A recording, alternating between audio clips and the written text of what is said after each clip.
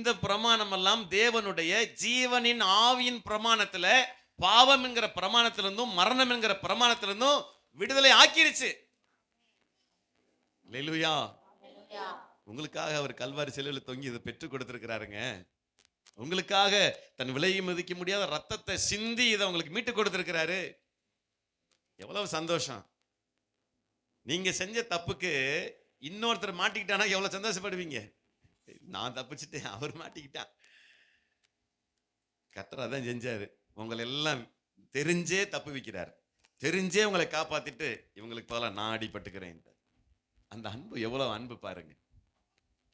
கர்த்தருக்கு மகிமை உண்டாகட்டும். இப்ப அது உங்களுக்கு சுருக்கமா சொன்னா உங்களுக்கு புரியும் நினைக்கிறேன். ஐயா அடிக்கடி சொல்லுவாங்க, இந்த கிராவிட்டி ஃபோர்ஸ் உங்களுக்கு தெரியும், புவியீர்ப்பு விசை. இந்த கிராவிட்டி ஃபோர்ஸ் என்ன செய்யுதுனாக்க, இதனுடைய பிரமாணம் என்ன தெரியுங்களா?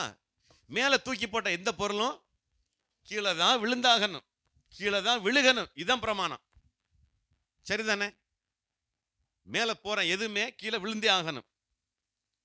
இந்த பிரமாணத்தை மாத்துறதுக்கு இன்னொரு பிரமாணத்தை கொண்டு வந்தாங்க. என்ன தெரியுங்களா? ஏரோப்ளேன் கண்டுபிடிச்சாங்க. ஏரோப்ளேன் மட்டும் மேலேயே பறக்குது, ஏன் கீழே விழுக மாட்டேங்குது? புவியீர்ப்பு விசையை எதிர்த்து செயல்படுறதுக்கு மனுஷன் கண்டுபிடிச்சிட்டான். அது அந்த அடுத்த பிரமாணம். நீங்க கேட்கலாம், அப்ப மேல போற பிளேன் ஏப்பா கீழே விழுகல அப்படின்னா, அந்த பிரமாணத்தை மாத்தியாச்சு. பாவத்தின் சம்பளம் மரணம், சத்தியம் தானே? பாவத்தை செஞ்சா மரணம் வரும், பாவம் செய்யற ஆத்மா சாகும், இது பிரமாணம்.